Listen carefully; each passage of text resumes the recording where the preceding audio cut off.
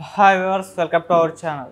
Hero Vijay Thalapathy గారి పైన heroine Namitha గారు పోటీ చేయబోతున్నారు. సో ఇది తమిళ రాజకీయాల్లో మరొక ఇంట్రెస్టింగ్ న్యూస్ అయితే బయటకు రావడం చూస్తున్నాం. మరి నమిత గారు ఓన్లీ విజయ్ దళపతి గారి పైన ఎందుకు పోటీ చేయాలనుకుంటున్నారు, మరి ఈ రైవలరీ ఏ విధంగా ఉండబోతుంది? సో ఇదే అంశం మీద డిస్కస్ చేయడానికి ప్రజెంట్ మనతో పాటు సీనియర్ జర్నలిస్ట్ జయదేవ్ గారు ఉన్నారు. వారితో ఒకసారి డిస్కస్ చేద్దాం. సార్ నమస్కారం. నమస్తే సార్, విజయ్ దళపతి గారు మరి ఆయన పార్టీ పెట్టడం రీసెంట్గా చూస్తున్నాం. అయితే ఇప్పుడు తనపై హీరోయిన్ నమిత గారు పోటీ చేస్తారని చెప్పేసి ప్రకటించడం చూస్తున్నాం. మరి ఎలా ఉంటుంది రైవలరీ? మీ ఒపీనియన్ సార్ దీనిపైన?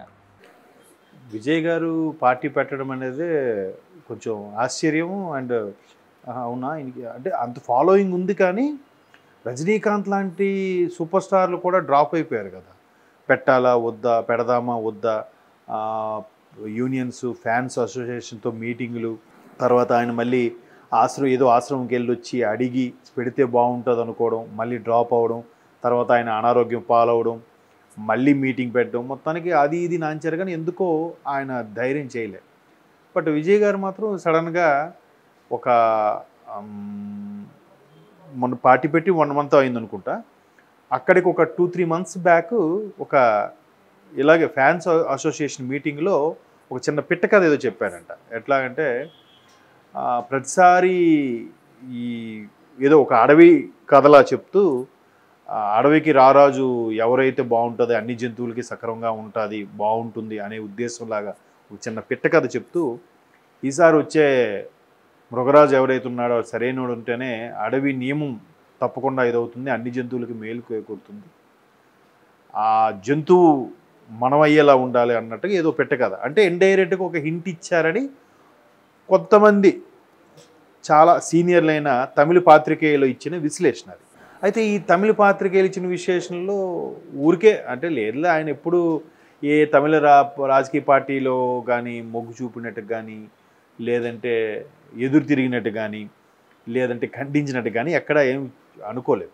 కాకపోతే ఇటువంటి నేపథ్యం ఉన్న హీరో అజిత్ ఉండేవారంట. అజిత్ ఎలా అంటే కొంచెం జయలలిత గారికి బాగా ఫేవరు అయినప్పటికీ ఆయన జనరల్గా మొదట్లో తమిళ రాజకీయాలు ఎలా ఉండేవంటే, తమిళ రాజకీయాలు ఏదైనా పార్టీ క్యాన్వాసింగ్కి వెళ్ళినప్పుడు ఇండస్ట్రీ నుంచి కంపల్సరీగా ఏ ప్రభుత్వం లీడ్లో ఉంటే ఆ ప్రభుత్వం పిలిస్తే ఇండస్ట్రీకి చెందిన ప్రతి ఒక్క నటుడు అంత సీనియర్ అయినా వెళ్ళి క్యాన్వాసింగ్లో పార్టిసిపేట్ చేయాల్సిన పరిస్థితి ఉండేదంట. అటువంటి పరిస్థితిని అజిత్ లాంటి వ్యక్తులు వచ్చి ఖండించి, ఇట్లా కరెక్ట్ కాదు, ఇలాగా మీరు అందరినీ పిలిస్తే ఇబ్బంది కలుగుతుందనే ఉద్దేశంతో ఆయన ఎదురు తిరిగిన సందర్భాలు ఉన్నాయి. కానీ అంటే మేబీ డిఎంకేగా ఉన్నప్పుడు ఆయన ఎదురు తిరిగారేమో, అందుకే అతనికి తెలియకుండానే జయలలిత గారికి ఫేవర్ అయ్యి ఉండొచ్చు నేను అనుకుంటున్నాను.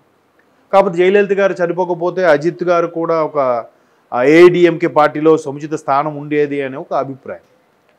అయితే ఇవన్నీ వెరసి రజనీకాంత్ గారు లాంటి వాళ్ళు సైడ్ అయిపోయారు. బట్ కమల్ హాసన్ గారు పార్టీ పెట్టారు. బట్ ఇప్పుడు ఆయన కమల్ హాసన్ గారు డిఎంకేతో కలిసి రేపు సార్వత్రిక పార్లమెంటరీ ఎన్నికలకి బరిలో దిగబోతున్నారు.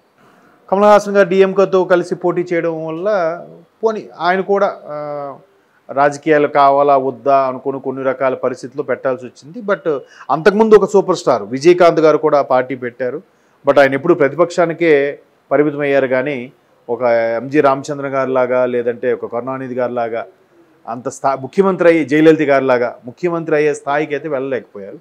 పాప దురదృష్టవశాత్తు రీసెంట్గా విజయకాంత్ గారు మరణించారు. అయితే ఇప్పుడు ఇలాంటి సందర్భంలో ఎవరు రాజకీయ పార్టీ రావట్లేదు, సూపర్ స్టార్లు ఎవరు కూడా ఉండట్లేదు అనుకున్న టైంలో విజయ్ గారు ఈ విధంగా మాట్లాడడము, అనూహ్యంగా ఆయన చెప్పిన కథ చెప్పిన 2-3 నెలలకే ఒక పార్టీ అనౌన్స్ చేసేయడం, ఆ అనౌన్స్మెంట్ కూడా ఇప్పుడు 2024లో వచ్చే పార్లమెంటరీ సార్వత్రిక ఎన్నికలకి పోటీ చేయట్లేదు, 26లో తమిళనాడు రాష్ట్ర ఎన్నికలకి సంబంధించి మాత్రం పోటీకి సిద్ధంగా ఉంటాను, అందరూ కూడా శ్రేణులు రెడీగా ఉండాలని స్టేట్మెంట్ ఇచ్చారు. సో ఆయన ధైర్యం ఏంటంటే, సినిమాలు చేస్తున్నారు, ఎప్పటి నుంచో ఉన్నారు, చిన్నప్పటి నుంచి చైల్డ్ ఆర్టిస్ట్ ఆయన, అసలు ఎందుకులే ఇది ఒక హీరోనా స్టారా అనుకున్న వ్యక్తి సూపర్ స్టార్గా వరుసగా ఈ మధ్యకాలంలో తెలుగు ప్రేక్షకులు కూడా బాగా దగ్గరయ్యిన తరుణంలో పార్టీ పెట్టడము, పార్టీకి కూడా కొంతవరకు స్పందన వచ్చింది. చూద్దాం మరి, అంటే ఎంతవరకు వెళ్తుందనేది తెలియదు. ఎందుకంటే చిరంజీవి గారు లాంటి వాళ్ళకి, విజయకాంత్ గారు లాంటి వాళ్ళకి కూడా పరాభవం తప్పలేదు.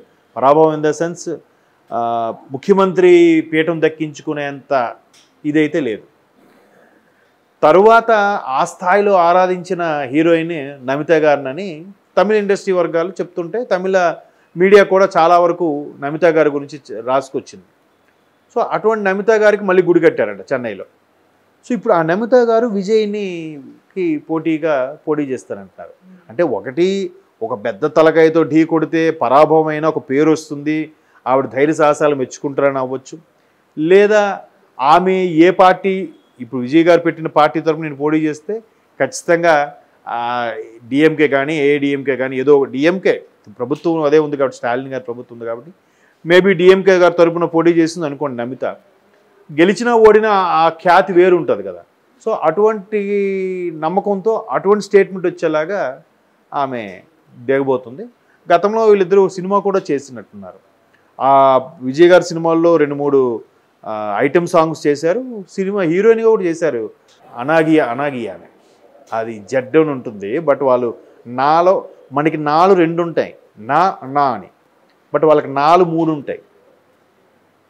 సో అలాగా ఇప్పుడు కనిమూలి అని ఉంది అనుకోండి, ఆ లాని కూడా ఈ జడ్ పెట్టి యూజ్ చేసి వాడతారు. బట్ అనాగియా అనేదో తమిళ సినిమా, శ్రియా ఒక హీరోయిన్, ఈమె ఒక హీరోయిన్, అందులో విజయ్ డ్యూయల్ రోల్గా చేశారు.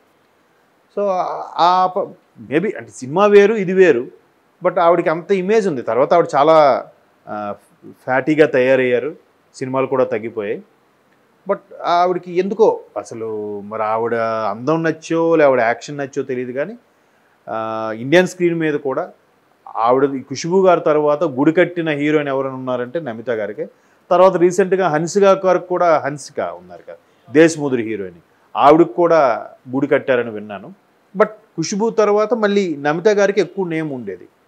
బట్ అలాంటిది తలపతి విజయ్ గారి మీద పోటీ చేయడం అనేది ఆవిడ ఎందుకు అలా పూనుకున్నారో, లేదంటే మనకి తమిళ ఇండస్ట్రీ గురించి పూర్తిగా తెలియదు కాబట్టి, గతంలో ఇప్పుడు ఎలాగా మనకి రోజా గారికి కమల్ హాసన్ గారికి ఎలాగైతే కోల్డ్ వార్లు నడిచాయో మీడియాలో, అలాగే వీళ్ళకి మీరు కోల్డ్ వార్లు నడిచాయేమో తెలీదు.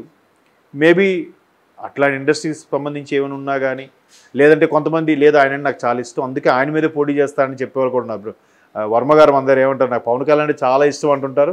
పవన్ కళ్యాణ్ గారిని బద్నాం చేసేలాగే అన్ని స్టేట్మెంట్లు ఇండెట్గా ఇస్తూ ఉంటారు. సో మరి ఆవిడ ఎందుకు అలా డిసైడ్ చేశారో చూద్దాం. మరి 2026 అంటే మధ్యలో ఇంకో 2 ఇయర్సే ఉంది. తమిళనాడు ఎన్నికల్లో ఆయన ఎక్కడి నుంచి పోటీ చేస్తే అక్కడి నుంచి పోటీ చేయడానికి సిద్ధంగా ఉన్నారని స్టేట్మెంట్ ఇచ్చారు. మేబీ ఆవిడ వెనక ఎవరి నుండి ఇప్పించారా, ఇప్పటి నుంచి ఆయన్ని గ్రాఫ్ తగ్గించడానికి ఇటువంటి ప్రయత్నాలు జరుగుతున్నాయో ఏమో చూడాలి. మరి ఇంకోటి ఏంటంటే విజయ్ గారికి కొంచెం మైనస్ ఏంటంటే కమ్యూనిటీ. ఆయన విజయ్ యాంటోనీ ఏదో సంథింగ్ అది పేరు, క్రిస్టియన్ యాక్చువల్గా ఆయన. సో ఆ పరంగా కొంత మైనస్ ఉంది. ఇప్పుడు అన్నామలై లాంటి వాళ్ళు బీజేపీ తరఫున బాగా విజృంభించి మాట్లాడుతున్నారు కాబట్టి, సో విజయ్ గారు లాంటి వాళ్ళకి అది కొంచెం మైనస్ అవ్వచ్చు అని అనుకుంటాను. ఎందుకంటే దేవాలయాలు, ఈ ధార్మికత, హిందూ ఇవి ఎక్కువ తమిళనాడులో. మీరు అబ్జర్వ్ చేస్తే ప్రతి ఒక్కరు కూడా బొట్టు పెట్టుకొని కంపల్సరీగా పొద్దున్న స్నానం చేసే బొట్టు పెట్టుకొని ఇలాగ మనకన్నా తెలుగులో కన్నా అక్కడ ఎక్కువగా సంప్రదాయబద్ధంగా కనబడడానికే ఇష్టపడుతూ ఉంటారు. ఈవెన్ అమ్మాయిలు కూడా జీన్సు టీషర్ట్ వేసుకున్నా కూడా జడ వేసుకుని పూలు పెట్టుకోవడం, కొన్ని రకాల పద్ధతులు ఇప్పటికీ ఫాలో అవుతుంటారు వాళ్ళు. సో ఆ పరంగా కాస్త విజయ్ గారికి మైనస్ అవ్వచ్చు అని అనుకుంటున్నాను. చూద్దాం మరి, ప్రజలు ఒకసారి ఛాన్స్ ఇస్తే ఈయన ఎలా పరిపాలిస్తాడో చూద్దాం అనుకుని కూడా అవ్వచ్చు కదా. అలా అనుకుంటే ఆయన మీద ఈవిడ పోటీ చేస్తుంది. ఎందుకంటే ఈవిడ కూడా ఎంత కాన్ఫిడెన్స్ లేకపోతే, తమిళ ప్రజలు నన్ను ఎంతగా ఆదరిస్తారు అనే నమ్మకం ఆవిడకి లేకపోతే ఆవిడ అంత విజయ్ గారి మీద పోటీ చేసే ధైర్యం రాదు కదా. ఈ బ్యాక్ బోన్ ఏంటన్నది ఇంకా రాబోయే రోజుల్లో ఎవరు సపోర్ట్ ఉంది, ఎవరు సపోర్ట్ ఈవిడ ఎలాగవుతుందని మనం కూలంకషంగా చర్చించుకోవచ్చు. ప్రస్తుతానికి స్టేట్మెంట్ అయితే ఇంట్రెస్టింగ్గా అనిపించింది. Okay, thank you so much. Thank you.